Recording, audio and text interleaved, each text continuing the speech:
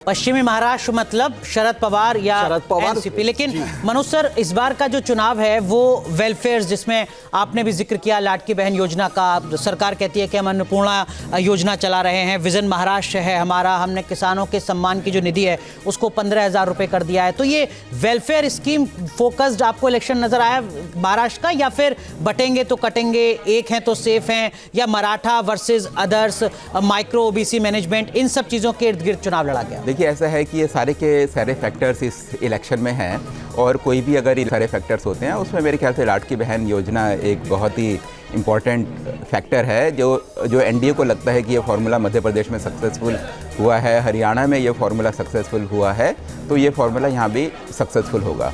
दूसरी चीज़ है कि लेकिन बटेंगे तो कटेंगे, ये मेरे ख्याल से ये पहली बारी था, मतलब कि लोकसभा इलेक्शन में आपने देखा होगा कि सारा का सारा एजेंडा कांग्रेस ने सेट किया, कांग्रेस ने संविधान की बात करी और बीजेपी ने उसका जवाब दिया।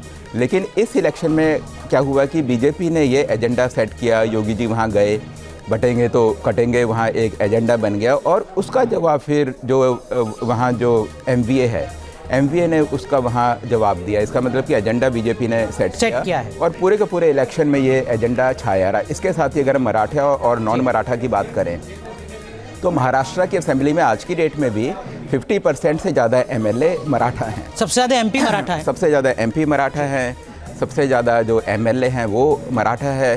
तो ऐसे में बीजेपी की ये कोशिश रही कि जो मराठा की जो एंटी मराठा की जो नॉन मराठा जो हैं, ख़ास तौर से ओबीसीज़, क्योंकि ओबीसीज़ वहाँ 38% है और मराठा वहाँ 28% है।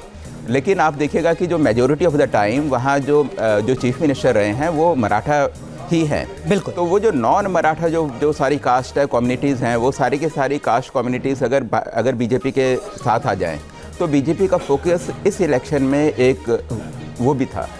और अगर ऐसा होता है तो मेरे को लगता है कि इसका बीजेपी को फ़ायदा मिलेगा। जो पहले बीजेपी का था कि सबका साथ सबका विकास, सारी पार्टीज़ को साथ, सारी जो कम्युनिटीज़ हैं उसको साथ लेके चलो, मराठा को भी साथ लेके चलो, ओबीसी को भी, मुस्लिम्स को भी।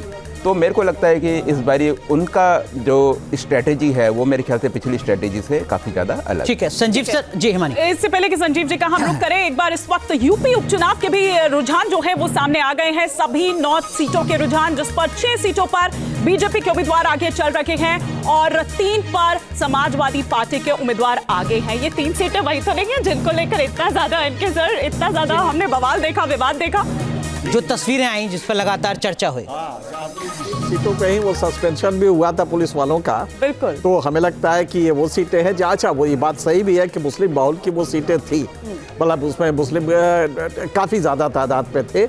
और वैसे भी मान लीजिए कि इस माहौल में अगर 3 सीटें आ रही हैं तो इसका मतलब यह है कि पोलराइजेशन बड़ा क्लियर है कि उन इलाकों में समाजवादी पार्टी बेटर कर रही है जहाँ पे मुस्लिम कंपैरेटिवली ज़्यादा है। बिल्कुल। हालांकि वो 3 सीटें कौन सी हैं सर, इसके लिए थोड़ा इंतजार करना पड़ेगा। लेकिन संजीव सर, जो बात मनोज सर ने अभी कही कि देखिए लोकसभा चुनाव में कांग्रेस ने एजेंडा सेट किया था, महाराष्ट्र के विधानसभा चुनाव में बीजेपी ने एजेंडा सेट किया, आप सहमत हैं इस बात से? और क्या आपको लगता है कि ये बीजेपी के लिए एक अपर हैंड के तौर पर नजर आया? भाई ये बात तो बिल्कुल तय है जो मनोज कह रहे थे कि इस पूरे इलेक्शन में महाराष्ट्र में बीजेपी बहुत अग्रेसिव होकर फ्रंट फुट पे खेली है और उन्होंने एजेंडा सेट किया है। बटेंगे तो कटेंगे पे हम सबकी अपनी राय और उसका विश्लेषण कर सकते हैं, उससे कितनी लाभ हानि होगी। लेकिन जो दूसरी बात मनोज ने कही वो काफ़ी कुछ गले उतरने वाली है और तर्क संगत है।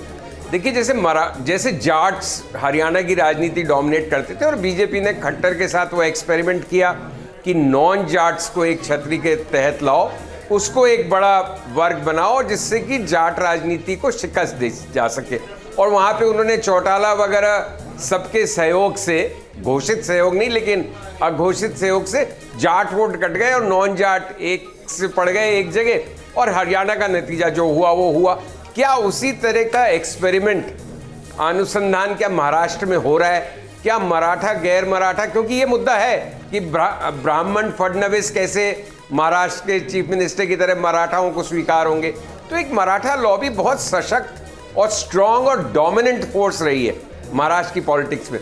तो क्या उसका एक काउंटर फोर्स उसके एक विपरीत शक्ति बनाने का ये जो प्रयास एक कर रही है बीजेपी, उसमें कितनी कामयाबी मिलती है ये तो हमें अगले 1.5-2 घंटे में काफी स्पष्टता के साथ मालूम पड़ जाएगा। और लेकिन बाकी जितनी बातें कह रहे हैं, चाहे वो एनके, चाहे मनोज, चाहे आपके संवाददाता, मोटी मोटी सब सही है। शरद पवार अपने अस्तित्व की लड़ाई लड़ रहे हैं, जीवन की, भगवान उनको लंबी उम्र दे, लेकिन अब वो 84 साल के हो गए। उनका एकमात्र फोकस है सुप्रिया को सेटल करना, अजीत को अपना वर्चस्व या अपनी जो विरासत में मिल रही थी चीज उसको हासिल करना है। उधर शिंदे, उद्धव ठाकरे दोनों सर्वाइवल की लड़ाई लड़ रहे हैं।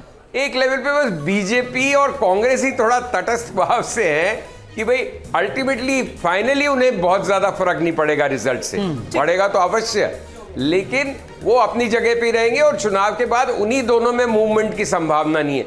बाकी तो सारे ये शतरंज की बिसात पे ये सब इधर उधर हो सकते हैं इलेक्शन रिजल्ट के बाद। तो बहुत ही इंटरेस्टिंग इलेक्शन है। जो संजीव सर कह रहे हैं कि देखिए देवेंद्र फडणवीस को मुख्यमंत्री के तौर पर कैसे प्रोजेक्ट किया जाए, विलास भी अभी कह रहे थे कि एकनाथ शिंदे की भी पूरी कोशिश है कि वो ज्यादा से ज्यादा सीटों पर जीतें ताकि उनका भी जो वर्चस्व है, उनका भी जो वजूद है सियासी तौर पर। लेकिन मैं मनोज सर से इस पर एक कमेंट चाहूंगी। मनोज सर, ये शिंदे और देवेंद्र फडणवीस, देखिए देवेंद्र फडणवीस ने वो मैं लौट कर आऊंगा और उधर वो दाढ़ी को लेकर न जाने क्या क्या शिंदे कहने लगे।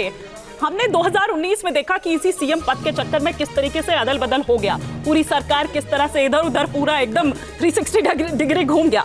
इस बार तो ऐसा देखने को नहीं मिलेगा। हाँ, देखिए ऐसा है कि पिछली बारी की बात और थी। उद्धव ठाकरे का जो कद है वो पॉलिटिक्स में बहुत बड़ा है और शिवसेना को ऐसे लगता था कि अगर वो बीजेपी के जूनियर पार्टनर बन के रहे तो आने वाले टाइम पे शिवसेना का अस्तित्व ही नहीं होगा। लेकिन इस बारी तो जो एकनाथ शिंदे है उनका पिछली बारी चीफ मिनिस्टर बनना ही एक ऐसी घटना थी जो कि एकनाथ शिंदे ने भी कभी सोची नहीं होगी।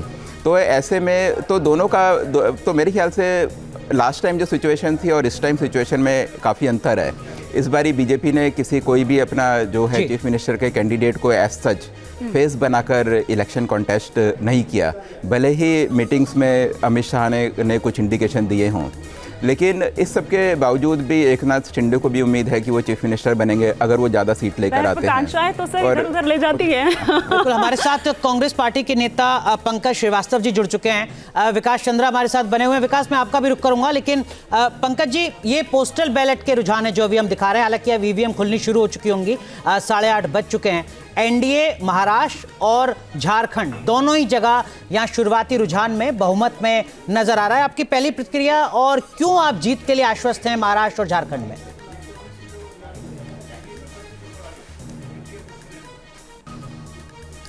देखिए, आपने अभी खुद बताया कि भी पोस्टल बैलेट के ही रिजल्ट आ रहे हैं या जो रुझान आ रहे हैं। अभी इसके बारे में कुछ भी कहना मेरा ख्याल है किसी भी पक्ष के लिए बेहद जल्दबाजी होगी और आप भी ऐसा नहीं कहना चाहेंगे।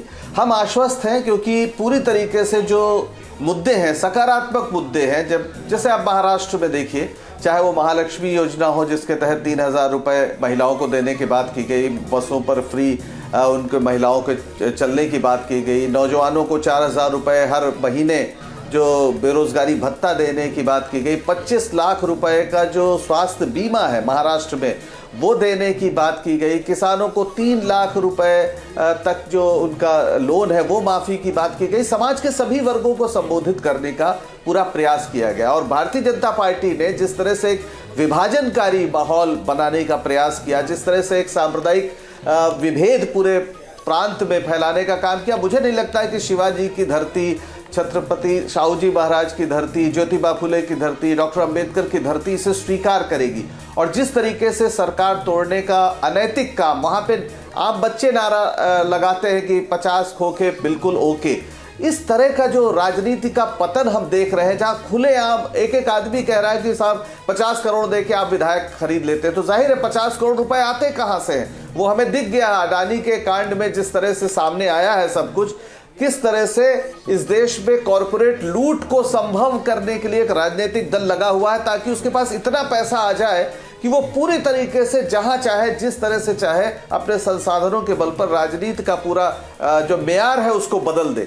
तो ये सारा देखा जा रहा है। झारखंड में भी जिस तरह से हेमंत सोरेन को बेवजह गिरफ्तार किया गया और सुप्रीम कोर्ट ने उसको स्पष्ट किया भी कि कोई ज़रूरत नहीं थी और वहाँ पर आदिवासियों को उन्होंने तोड़ने की कोशिश की। हर जगह जहां जाते हैं ये लड़ाने की कोशिश करते हैं।